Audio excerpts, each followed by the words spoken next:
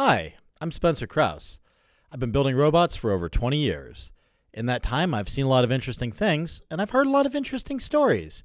Collaborative with Spencer Krause is a place where my colleagues and I can relax, crack a drink, and talk about some of the crazier things we've seen at work and some of the experiences we've had that have gotten us to where we are today. Subscribe today to join the collaboration.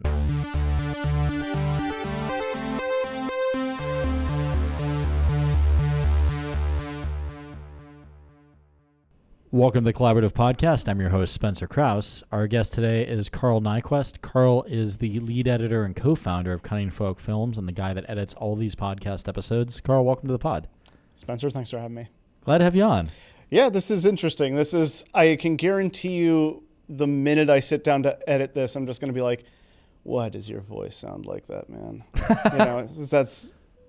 I think anybody who listens to their voice kind of feels that way, but yeah. I got over it, but it took a while. I feel like, the first 5 episodes I listened to, I was like, I hate my voice. And then I was like, I sound pretty good. It's nobody else is thinking about it nearly as much as you are. That's always how it is, I think, yeah.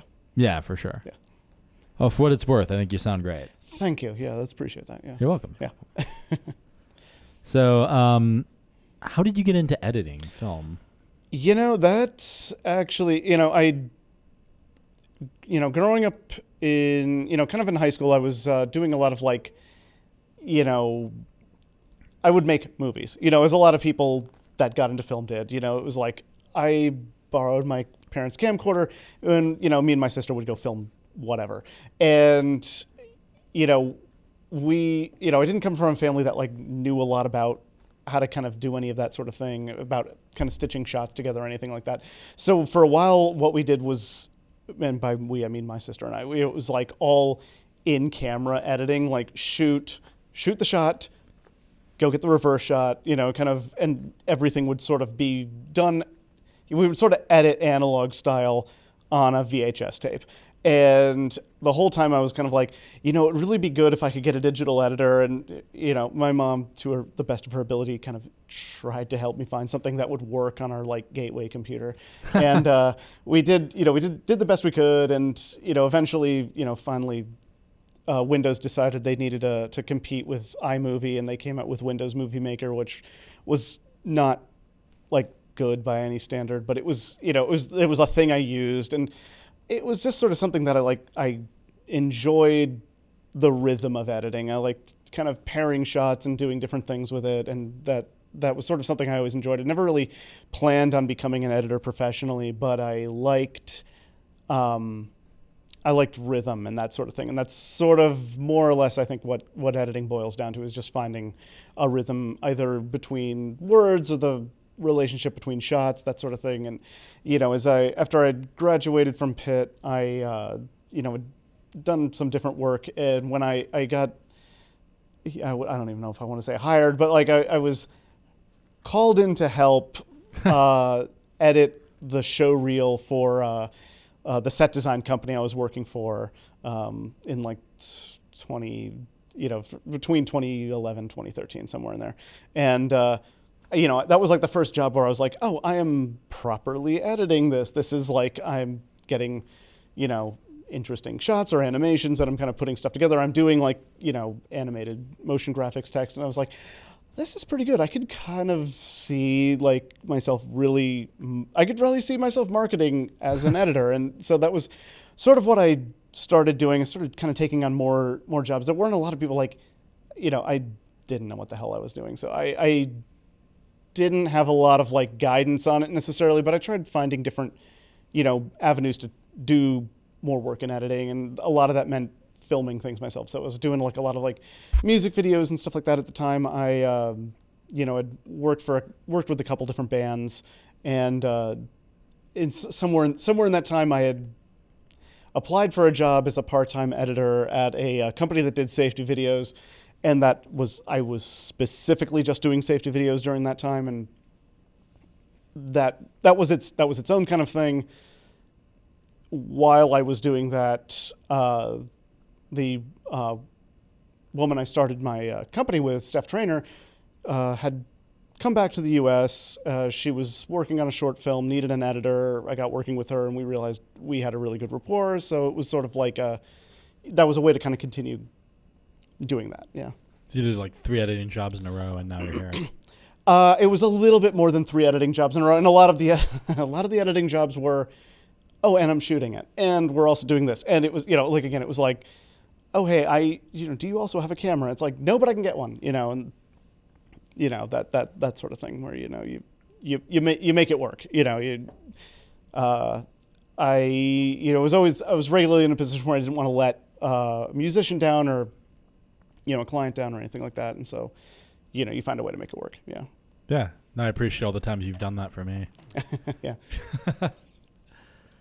And also, like, I appreciate the passion. I mean, it's rare to meet somebody who starts doing something as a kid, kind of grows and expands on it and just keeps honing the craft. I mean, I feel like that's not as common as I wish it was. It was one of those kind of silly things where, like, I had never really thought, like, I'm going to be an editor someday. It was like, I think sort of it, in the back of my head somewhere, like, oh, that might be kind of cool, I guess. But it wasn't like something that I went toward, which, if I were doling out advice, I might say, plan on it. You don't have to Elmer Fudd your way into this. You can do it intentionally even. But then on the other hand, but then on the other hand, you do also want to survive and make money and that sort of thing. But whereas I remember when I started, particularly around like 2012, 2013, marketing myself as an editor more, my mom saying, well, I always envisioned you as an editor. I'm like, well, you could have told me, Mom, honestly, but it was, she knew, I think she knew right off the bat, because I think she understood that I got the idea of rhythm, even if I didn't like express that outwardly. You know what I mean? Yeah. Nice. Yeah, no, I mean, there've been some masterful edits that I've seen you do where I'm just like, this is amazing. Yeah.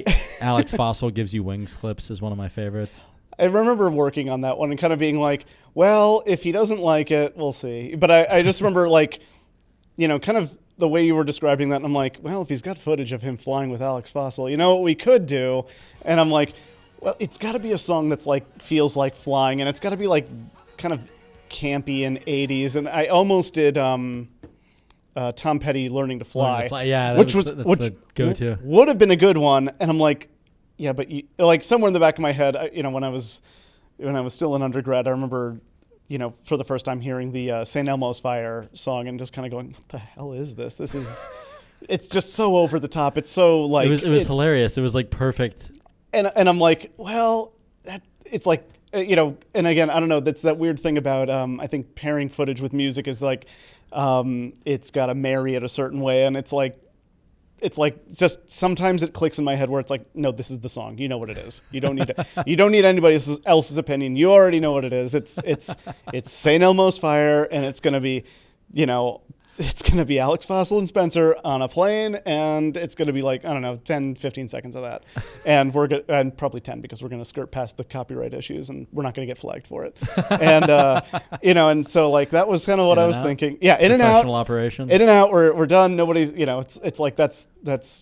I don't know where I heard that, but that's like kind of low key YouTube's like, rough number for like if you exceed that number of seconds for a song, it's going to say like, no, you're copyright infringing. I'm so glad you're on our side. I mean, I'm not. I mean, I couldn't profess to be on YouTube's side. I don't. I don't work for them. So, they're listening, right? Oh God, yeah. No, I know. Yeah, yeah. There's always somebody listening. Yeah. Did you know that Collaborative with Spencer Krause now has a merch store? Please go to cwskmerch.com for the latest in CWSK styles. We've got hoodies, t-shirts, hell, we've even got whiskey glasses. Everything in the store has custom art that our team worked really, really hard on, so go ahead and show your support for them, me, and the rest of the CWSK team by going to cwskmerch.com today. Better yet, support yourself and use discount code PODCAST10, all one word, all uppercase, for 10% off your entire order. Thanks for your support and enjoy the rest of the show. Collaborative with Spencer Krause is sponsored by SKA Robotics. If you're in the market for elite field robotics expertise, please consider hiring SKA Robotics. They sponsor this podcast and solve some of the toughest engineering problems in the world. SKA Robotics can be found at skarobotics.com. So you've always had kind of an interest in film. Like as long as I've known you, you've had excellent taste in movies, and you've suggested a few that I've really loved that I didn't know about. How did you get into that? Like, did you just always enjoy it, or like? Yeah, I mean, I think I was probably like, I don't think this is that different for most, like, most kids born like 75 on, I feel like we're more or less raised on like television.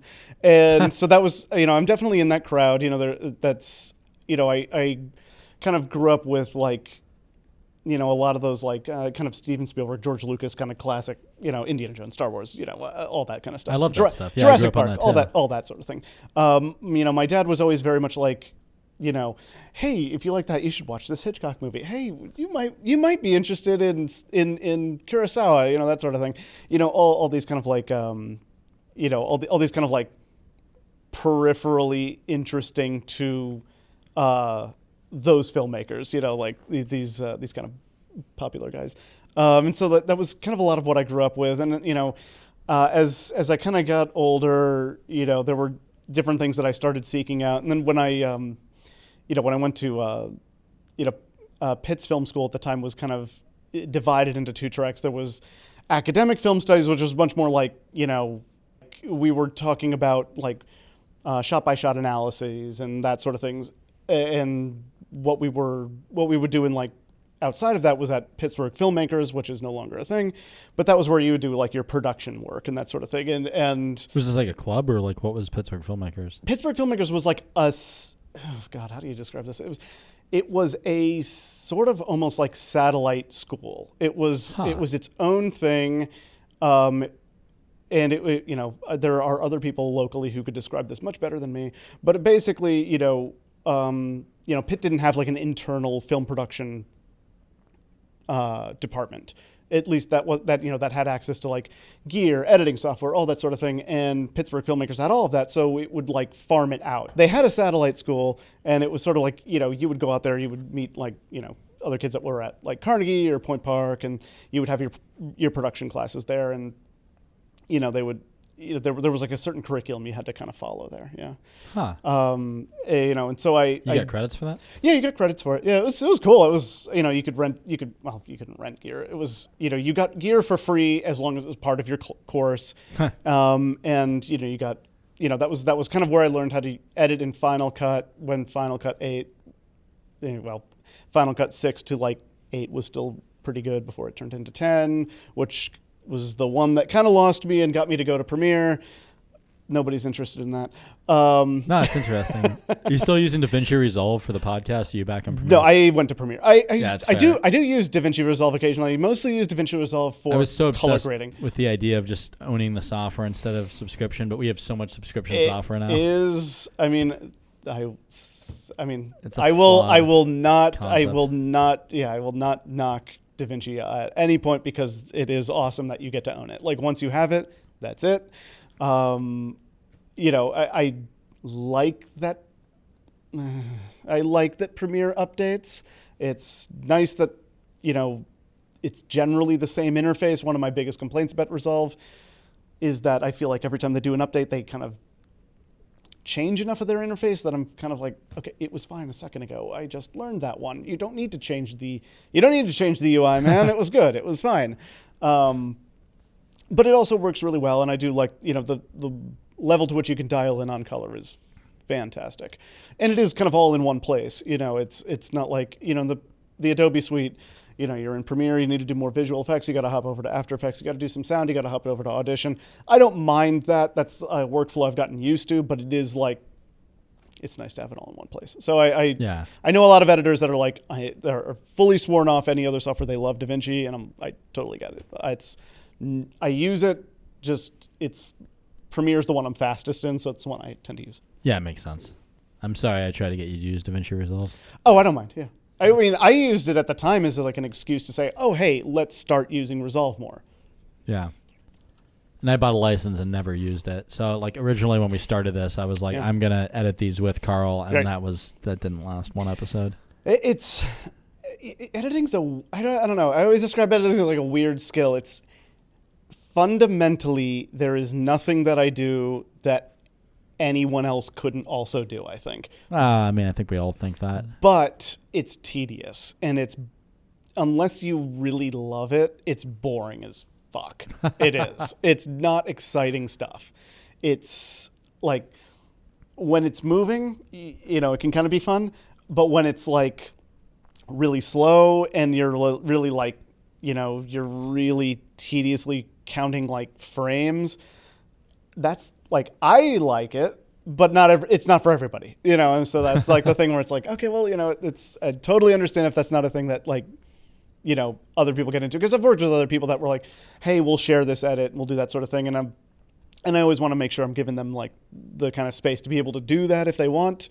But, in the back of my head, kind of always going, okay, there's a very good chance that this might overwhelm quickly, and, make sure there's a safety net there to catch anything that falls through that. And that's, I know that's not meant to be disparaging or anything like that, but it's just like, it's just something to be kind of prepared for, I guess. Yeah. Yeah. Turns out Spencer might not have any time for this at all. Well, it's certainly, I mean, when you run your own company, you don't necessarily have time for this sort of thing, yeah. But I mean, you run your own company too.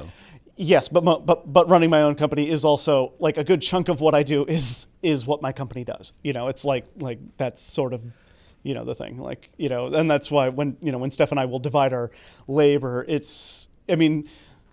depending on what the job is, sometimes she'll start an edit and then hand it off to me, or sometimes she'll shoot the thing while I am just working on edits, and that's sort of what we'll do. And that's kind of the ideal form of it. There's a lot of different variations that we do. I mean, being a 2-person company, that's sort of that nimble thing that you kind of aim for. You when you need a larger crew, you hire contractors, and that's sort of how that goes. But yeah. That makes sense to me. Yeah. I know that game. Yeah. Cool. So who are some of your favorite directors? Oh God, let's see. Yeah. So I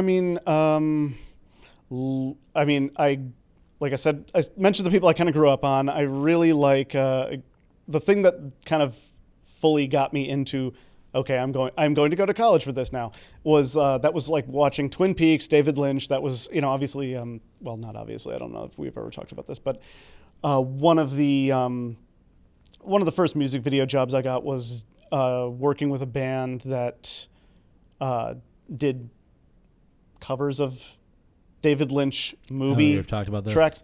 Yeah, there was a band called Silencio. I did a number of music videos for them, and that was it was a good way to kind of exercise that kind of surrealist itch in my brain. That was a lot of fun. Lately, I've really, I've really been interested in, oh God, I'm trying to think of her name. Kitty Green is a filmmaker that I really like. She's indie, did a movie called The Assistant, which was just really, really good. I've heard of that. It was interesting. I kind of fell out of like, maybe I'm not going to do production while I was in undergrad. I'm like, because you do it, you realize kind of how bad you are at it, and you decide, maybe I need to go do something else because I'm clearly not very good at this, which is that's like kind of art school drama, I guess, there. But I mean, that's how we all feel. I think. Yeah, at some point you get knocked down and realize that you don't know everything. Usually somewhere between the age of 18 and 20, hopefully. That was, I remember taking a science fiction film class and watching Alex Cox's Repo Man, which I think I mentioned to you in the past. I watched it after you told me about and it. It's a great movie. Yeah, I watched that and I was like, this is amazing. Who the hell came up with this? This is, it was like simple. Like you don't think you're going to go into a movie with Harry Dean Stanton and Emilio Estevez and go, wow, that changed my life. But I was like, this is so off the wall. I loved it. And I was like, I gotta go take production classes again because this is amazing. It was like one of those kind of things where it's like you feel so compelled by like a movie that you have to go, okay, well I got to figure out how to do something like that. So not that I've done anything like that, but it was enough to get me back into, the craft of it all again. I mean, Repo Man is awesome. I don't think, it was the only movie that I didn't, on that syllabus for, you get the syllabus at the beginning of the year, all the movies you're going to watch. It was the only one that I didn't really recognize or had ever heard of. And, at the time I kind of like looked it up on IMDb, and you know, that's got like a poster and like maybe a couple other pictures on it. And I'm kind of going, okay, sure, yeah, whatever.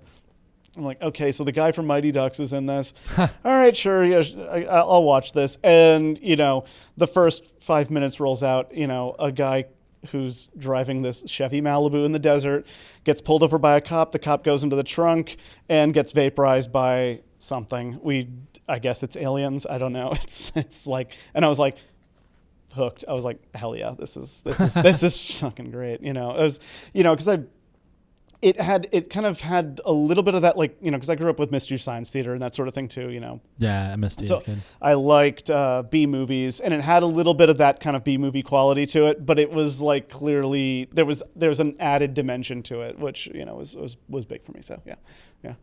Nah, it's a great movie. I really, really enjoyed it. I'm glad you suggested it. So what's your opinion of Quentin Tarantino? I mean, yeah, okay. I like Not a fan. No, not at all. I like Tarantino fine. I'm not a super fan of Tarantino. It's not that I dislike him or anything like that. I don't. You know, there is sort of like, you know, I think for a lot of people, Tarantino is like a kind of like a, you know, really like, that's like your gateway to like cinephile type stuff. You know, like this is, yeah, I think because Tarantino really loves the medium, and he really loves a lot of, you know, he still shoots in 70 millimeter. Absolutely, 2026. And he's he's very, you know, he's very talented. He's very fastidious, and I think he's one of those guys who like really likes to like, you know, a lot of directors like to hang out behind a monitor and kind of direct from that, because that, you know, the monitor is helpful. It shows you what you're filming, but he really likes to kind of get in there with the actors and like kind of do that sort of thing. And I you know, I think that's fucking awesome, you know. But you know, I don't. It's not like important to me, you know, that there are a number of his films that I haven't seen, and I plan to get to them eventually. But it's not you know, I'm not like a super fan necessarily. So, I think I just love gangster movies, because I mentioned Guy Ritchie too when we were hanging out. And you're like, yes, I don't know much of his stuff. Yeah, no, and you know, Guy Ritchie's another one that everything I've seen of him, I'm like, oh hell yeah, that's great. You know, it's you know, I don't know, I'm a little weird with this sort of thing, because, you know, if you talk to a lot of other film people, editors, a lot of them are real heavy kind of gearheads, and they will be able to talk your ear off about like technology or different models of things. I can name a handful of like camera models, but I'm not like, I'm very like, oh yeah, I know that one if I see it, you know, that sort of thing. It's a little more intuitive for me. With you know, with filmmakers, it's sort of similar. It's like, oh yeah, that person that did that movie. You know, I don't necessarily have like, if I don't have a face to pair to that name, I struggle to remember them. So it's like Stanley Kubrick. Yes, I know. Yeah. That was an easier one to fall into. It's you know, it's sort of like, you know, when I start getting into like, you know, indie European auteurs or something like that, that's when I'm starting to like go, okay, I know I'd recognize this person's face if I saw it, but yeah. I mean, 2001: A Space Odyssey, I feel like was one of the most like, I don't know if it's the right word to describe a movie, but it's like eye candy, right? Like it's like shot so beautifully. Yeah. I mean, it's you know, it's a really visually stunning movie. I mean, it was I think I'm always kind of squeamish around horror, and so the other Kubrick one that always like caught my eyes was The Shining, and I think, you know, I still kind of come back to that one as like this kind of weird enigma of like, you know, this adaptation that the author of the book hated, kind of infamously, and you know, but like one of these movies that I'm like, as a kid I was always kind of freaked out by, but at the same time I was like, yeah, but I want to watch that. There's something about the way he's tracking his camera down the hallways, and like it's just, I don't know, he does this thing where he's really able to like kind of draw you into his shots, and I think a lot of that is the way he balances it. He also had a photography background, right? So like, yeah, I think that was kind of where he was coming from, was just the making visually stunning shots. Yeah, and I mean, he was really Kubrick was very like, you know, he's just very fastidious about everything he does. And I mean, you know, I think, what was it? I think on his last movie, Eyes Wide Shut, that was this whole, I was just listening to this the other day, that was like on some of the early days of shooting that movie, it would be like 8 hours before they got a single shot off, which is insane. That's like, wow. Yeah, that's like not you don't want to be striving for that. It's, there's this kind of illusion, I think, in film where you've got, oh, you can take as many takes as you want, man. It's great. It's like, yeah, that's not true. You've got, Unless you're Kubrick. You've got, yeah. I mean, unless you're like David Fincher, and you're on like take 83 or something like that. But like Kubrick would do like over 100 takes, right? Like he was. Sometimes, yeah. I mean, he was like wild in that regard. Yeah. I mean, that was that whole thing. Again, the reason this is just fresh in my head, but with Eyes Wide Shut, I think there was one scene where I think they did like 40 some takes, and it was just Tom Cruise walking through a door. And at one point, it was either a cinematographer or maybe it was his producer. I can't remember who it was, but somebody said like, "This is as good as it gets. This is it." Like. He walked through the door, man. Kubrick's kind of a weird one because I remember I think it was Malcolm McDowell kind of said like, oh, he's very brilliant, but he's, as far as his interpersonal relationships, he's not like good to work with. And I mean, I wouldn't know. I didn't work with him, obviously. But I mean, some of his movies even tell that story. Like I feel like Clockwork Orange isn't exactly personable. No, yeah. I mean, it's like a study in the darkness of humanity almost. Yeah, for sure. I think, that was, it's interesting that you bring up 2001 because another filmmaker that my business partner got me into more was Tarkovsky, who was Soviet, and he had famously made Solaris, which is I haven't seen that yet. It's kind of heady, slow burn kind of science fiction film, but it was in a lot of ways at the time considered the risk, like a lot of people called it the communist response to like 2001. I would almost say that that's kind of dumbing it down a little bit. It was a response to 2001. Apparently Tarkovsky hated 2001, disagreed with it on a number of different levels. It's interesting to watch the movies. How do you disagree with 2001? Like I feel like it. I think there were a few things it was saying, I guess. He felt it was too optimistic, rosy appreciation of like human progress, that sort of thing that like. Well, what I thought was interesting was like in 2001 was the fact that like he really wanted you to know that like space travel was privatized. Like it was like Pan Am was like yeah. And like I mean these weren't like astronauts. These were like bureaucrats and just business people going into space. Yeah. I mean, and I think Tarkovsky wanted to paint a more almost like a more bleak approach to what the existentialism of that movie was about, and it all gets both movies are a little bit navel gazing in that way. I think like they kind of get a little bit like into they're just there's a lot of existentialism in it. You know what I mean? So, sure. In 2001, that's absolutely true. Yeah. So, but it's in I don't know. To me today, I feel like they're just really good companion pieces. You watch them together and you look at the way they're in conversation. It's not necessarily like you don't necessarily have to get into a debate between two filmmakers over whose movie was better. So yeah. That's really interesting. I got to check out Tarkovsky. Yeah. It's definitely like I remember after I watched Cannibal the Musical. After I watched Cannibal the Musical. That's definitely just drop straight from Cannibal the Musical into Stalker or something like that. Yeah. Stalker is like you can look this up online.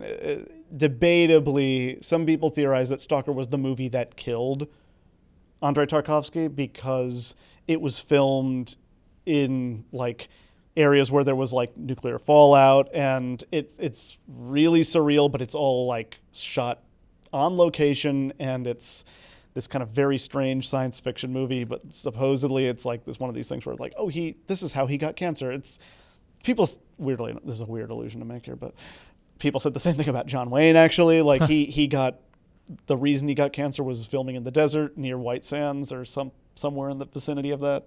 I had no idea. I'm not sure if it's White Sands or not, but what is White Sands? White Sands was where they tested the Trinity. I'm not sure if it was Trinity, but it was an atomic bomb. Okay. And it was that was like one of the famous desert tests that was sort of like, surely it's out in the desert, it won't hurt anybody, and, Except John Wayne. Except John Wayne, yeah. You know what I am a huge fan of, though, is the Three Stooges. I think that's the finest peak of I'm admittedly more of a W.C. Fields kind of person. Fields. What's your favorite Fields movie? Bank Dick. Hands down. Oh, The Bank Dick is good. I like You Can't Cheat on Us, Man, though. Oh, no, that's a classic. Yeah, You Can't Cheat on Us. I haven't watched that in years, but to me, where he quotes the Bible where he's trying to confound that part, like the Meshiks and the Bendiga. I think that's always what's so. I'm probably getting it wrong, but I mean, what's so clever about W.C. Fields is that it's like you go into it thinking this is simplistic, but he drops all these like really literary references, and it's really got away with words. I mean, again, going to the Bank Dick. I think Churchill stole from Fields, like for a lot of his famous quotes. Doesn't it seem like quotes. That? Yeah.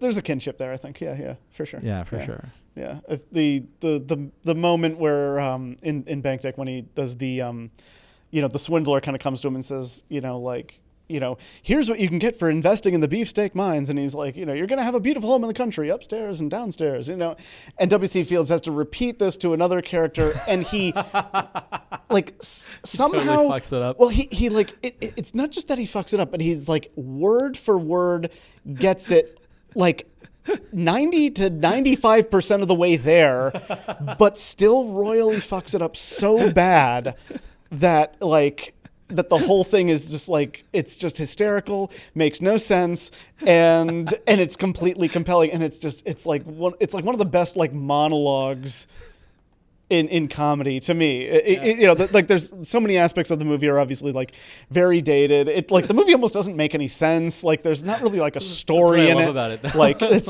there's maybe 3 different stories in this. This is why the Three Stooges is also great. Sure, yeah. I remember helping film a podcast with a comedian who described it as tuning a guitar. It's you can have different people playing the same kind of notes, but if your tuning's different, it's gonna come off a different way, and it's what works when it works is kind of up in the air. Yeah, I could see that. But So what sketches did work for you in History of the World Part 2? Oh God, I mean, it's been a minute. For some reason, hashtag Last Romanoff stuck with me. Oh, that one was kind of funny. Yeah, I liked. I like Curb Your Enthusiasm. That was a show that I liked a lot. So watching Nick Kroll do Judas as Larry David was the Romans show up and it's hey, listen, we'll give you 10 pieces of silver to betray Jesus, and he's like, if I were to do it.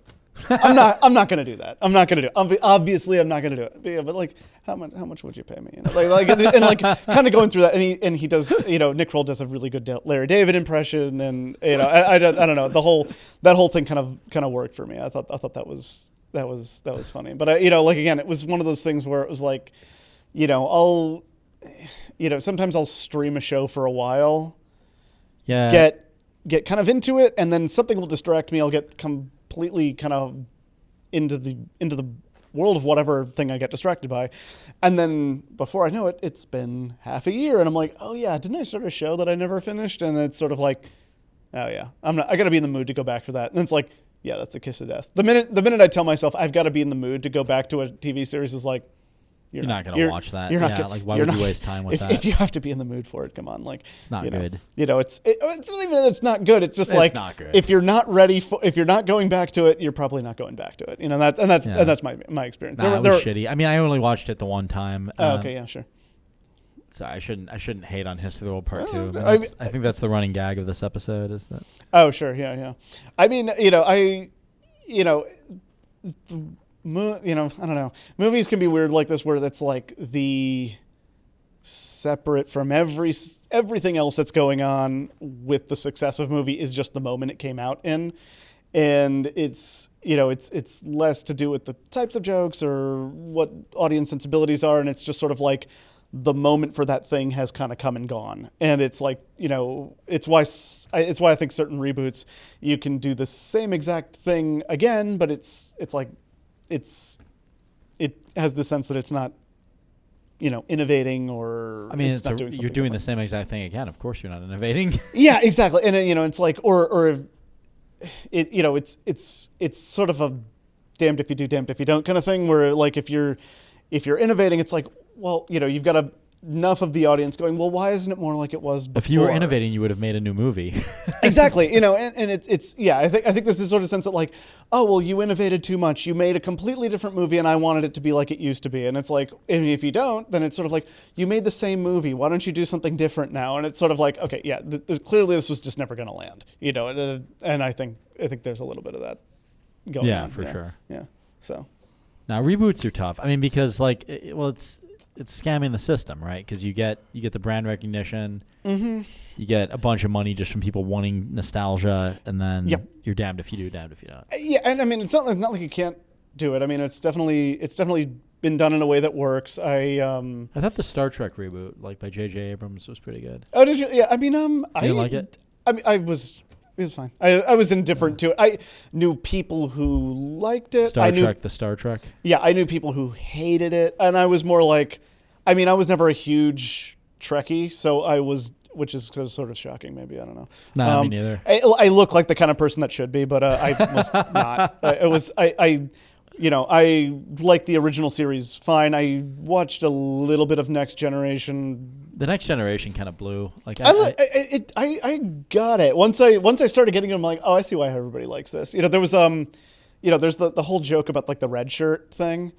like, oh, if you're a red shirt, that means you're gonna die. Like Captain Kirk always takes a guy with a red shirt down with him to the, a random crew member for the day, and the random crew member is always in the red shirt, and he always ends up dying. And there's this sort of joke that's like, okay, well, you're not a very good captain if every episode you took a crew member down and they died. Like, whereas you watch like Next Generation and there's like it's like an episode.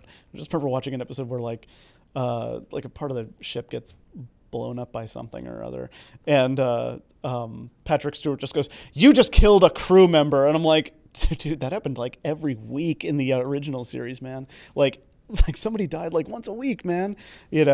And it's sort of like the joke that you'll hear between Trekkies is like, who's actually the better captain here? Was it Picard or was it Kirk? I don't care, but it's I see the merits of these arguments because 9 times out of 10 you watch the original series, it's like, I feel like this whole episode could have been averted if Captain Kirk was less of an idiot. But all right, yeah, no, I mean, I liked the J.J. Abrams movie. I thought was fine. By the time this, I thought the decision to go back and do Wrath of Khan again was a little bit weird to me because that's what they did in Star Trek: The Star Trek. Right. Yeah. Like this idea that like, I understood the premise of like, okay, well, we're going to reboot the universe so that we can just be free to do whatever we want. But we're going to do Wrath of Khan. But then we're going to go do Wrath of Khan. And you kind of... I mean, it was the best Star Trek, to be fair. Wrath of Khan's amazing. Yeah, you kind of get the sense that this is sort of like studio pressure. And I mean, I don't want to... Sure. I don't want to Everybody loves Wrath of Khan. It's so good. Yeah. I mean, the original is better than... You could argue that's probably the reason you shouldn't touch it. Yeah. It's fair. Like, you did the thing. It's... The more, there's this kind of, I don't know, you hear this in painting a lot. Like, okay, you've added enough to the canvas. Now you're just kind of hurting it more. You just need to walk away and let it go and leave it alone. You're good. Is that a Bob Ross quote? Yeah, I'm sure he said, "You've done enough. You're done." Yeah, on PBS. That was happy little trees. The season finale of Bob Ross was, or the series finale was, "You've done enough. Actually, stop touching the canvas. Leave it alone." Yeah, he just said that. Yeah, I do truly go back to this idea that until you've tried to make a movie, once you've let me back that whole thing up. Once you've tried to make a movie and you realize how fucking hard it is, that's the minute you're sort of like, okay, I guess I can't hate on this director too much because this sort of is not easy. What are your opinions on Vin Diesel's The Pacifier? I've not watched that. Yeah, it's terrible. Is that's like the kids movie? Yeah. It was sort of like that Arnold Schwarzenegger sort of like 90s he's like thing. A Navy SEAL that is a babysitter also. Right. Okay. Yeah. Yeah, it's pretty bad. Yeah, I mean, what do you think of Steven Seagal? Like, what's your opinion of Steven Seagal as an actor? I've only ever watched like one Steven Seagal movie, and it was like, again, it was, as per these things usually go. It was when I was abroad in Jordan, and there was one channel that my roommate and I regularly had on that just was like Steven Seagal broadcasting it. channel. It was just broadcasting a bunch of like random American movies, and it was like we were watching it. There was like something on like a train, and I don't know. Steve Seagal's a weird kind of dude. You know, so I mean, I don't know that I have like an opinion beyond like, oh, what's his deal? You know, like that sort of thing. Have you seen like Tom Segura's Bad Thoughts? no, yeah. It's pretty good. It's like a sketch comedy show, but he just roasts Steven Seagal in it. Like there's Yeah. It's pretty funny. Like he has this bit where like Steven's just sitting on his ass the whole time in like a movie, and he refuses to get up off his butt. I have heard that joke before. That like he like the further you get into his career, the more it's like the further you go into his career, the less he seems to do. It's like, oh, okay, that's kind of the opposite of I'm a most Navy action SEAL, heroes. but I don't stand. Oh, that's funny. Yeah. So wait, what's it? You said Tom Segura? Tom Segura, yeah. Oh, okay, He's yeah, a stand-up comic. but I'll Google that. Yeah, it's good. But he does this bit where he's like just making fun of Steven Seagal. So Karl, it was amazing having you on. As we're nearing the end of the night, is there anything you want to plug for the children? Wu-Tang is for the children listening to the episode. Oh, sure. Yeah. So yeah, I mean, obviously, you know, please, you know, if you're in need of any kind of commercial video work, anything like that, do check out cunningfolkfilms.com. That is, you know, we've been in business since 2018 at this point, and you know, we're looking to, you know, we're looking to branch out into a number of different areas here, and you know, always happy to kind of take a look at anything that you want us to take a look at, either in post-production, alone, filming alone, or both. We kind of cover the whole gambit as far as what we do. Yeah, you know, you can always check us out there at cunningfolkfilms.com, or you can go to our at Cunning Folk Films on social media. We're mostly just on Instagram at this point, and that's mostly where we post a lot of our like social media type stuff. So nice. Yeah. So if you're in the market for commercial filmography and you want to get a guy like this who does every episode of Collaborative with Spencer Krause to do amazing work for you too, check out Karl Nykwest and Steph at Cunning Folk Films. Yes, please do. Karl, thanks for coming on. Hey, yeah, thanks you. I appreciate it. Thanks for joining us today. If you've made it this far, chances are you'll like other episodes too. Collaborative with Spencer Krause can be found on YouTube, Google Podcasts, Spotify, Apple Podcasts, Pocket Casts, and Radio Public. Subscribe today to get notified when the latest episodes release and support the channel. Have an idea for a guest I should interview? Hop in the comments and let me know who that is. I'm always looking for new people to talk to, and chances are you know folks that I don't yet. Thanks for coming in, and I'll see you on the next one. Collaborative with Spencer Krause is sponsored by SKA Robotics. If you're in the market for elite field robotics expertise, please consider hiring SKA Robotics. They sponsor this podcast and solve some of the toughest engineering problems in the world. SKA Robotics can be found at skarobotics.com.